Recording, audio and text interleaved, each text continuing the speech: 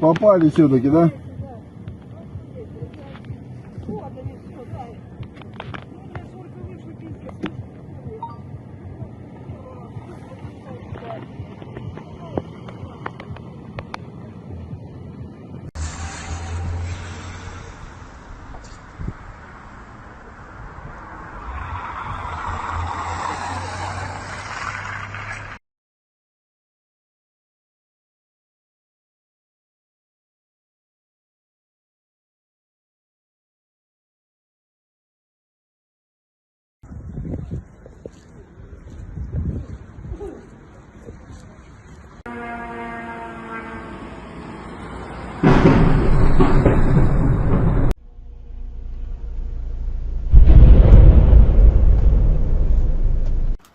Все, заправка. Да, вот у нас сзади пятиэтажки пламя прямо горит.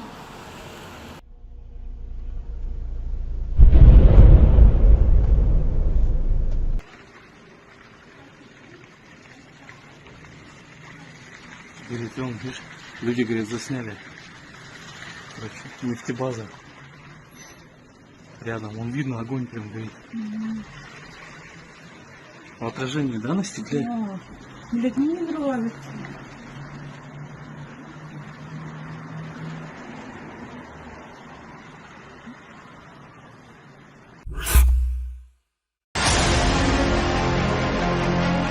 As the intense clashes continue in Kursk, North Korean losses in manpower have skyrocketed to over 4,000 soldiers in just under a month, causing even the most well-disciplined North Koreans to start losing hope and lay down their arms, according to Euromaidan Press media outlet. It is noted that the goal of the Ukrainian forces in this area is to push Russian forces out of the southern outskirts of Makhnovka.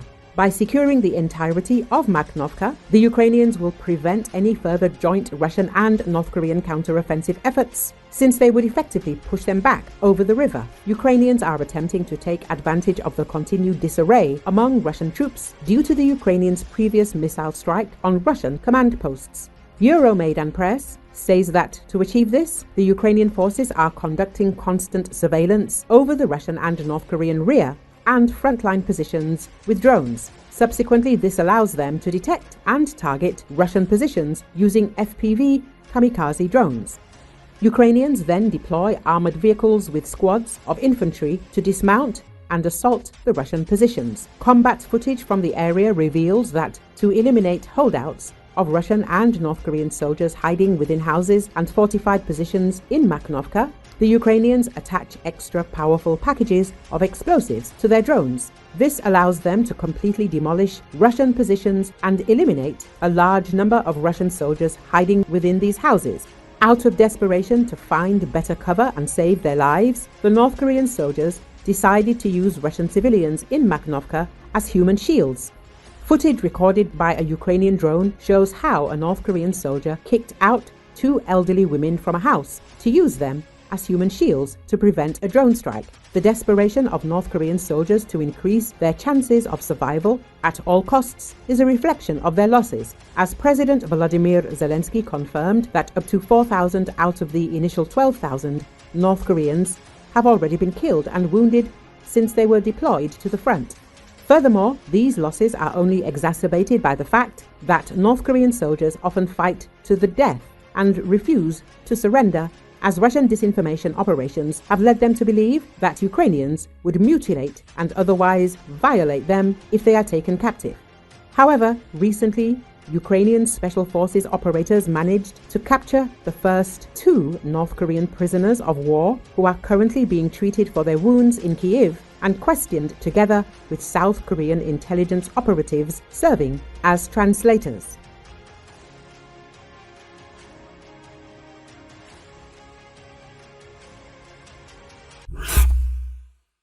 French Special Forces conducted top-secret exercises in late 2024. They were preparing to repel an attack from Belarus on Kiev in case of deployment in Ukraine, the French aid to Ukraine reported. The exercises were held even before French President Emmanuel Macron spoke with British Prime Minister Keir Starmer about the possibility of European troops being sent to Ukraine. In the last months of 2024, the French army conducted a multi-week operational preparatory maneuver at a French training ground, information about which is kept in the strictest confidence.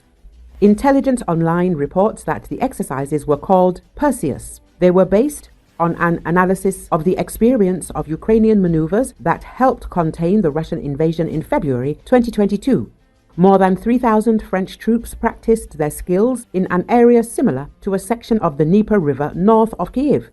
Last fall, in complete secrecy, Paris mobilized all the personnel of the Army Special Forces Command to practice a scenario of deploying troops to Ukraine as part of a week-long exercise codenamed Perseus. The French command chose a terrain similar in relief to the Dnieper River in a northern part of the Kyiv region, which was supposed to bring the soldiers closer to the conditions of a possible battlefield. The unit's tactics were based on the experience of Ukrainian maneuvers that succeeded in deterring the Russian invasion in February 2022. During the week, the skills and equipment of 3,200 soldiers were tested. The teams that conducted the training focused on tactical skills in using drones, electronic warfare and reconnaissance, as well as on the compatibility of units in high-intensity combat, the journalists report. It is reported that personnel of the 1st and 13th Airborne Regiments, which are part of the Special Operations Forces of the Land Forces, were involved in the exercise. However, a number of auxiliary units that provided technical support and information support are of interest. In their research, the journalists reported that the Center for Interagency Operations, which collected the analyzed satellite images, also participated in the exercise. Their activities were accompanied by constant flights of a number of reconnaissance aircraft, in particular Chinese Mavic 3T thermal imaging drones. Together with them, intelligence was provided by the 6th Technical Intelligence Company, which installed radio jammers and monitored the space in search of radio sources of Russian radio stations such as Aqueduct, Arrakis, and Azat. It is worth noting the involvement of the specialists from the 712th Company, which specializes in cyber operations and monitored social media, especially Telegram, during the exercise to collect information on the movement of enemy troops. At the same time, the article noted that despite using the latest high-tech equipment, the French side did not use FPV strike copters in the operation, which could be a significant drawback. However, the situation is rapidly changing, as in January of this year, the French 3rd Regiment of Combat Helicopters began practicing maneuvers with the active use of attack drones to support the deployment of troops. The FPV drones were launched by operators directly from the Gazelle helicopter for reconnaissance and fire support.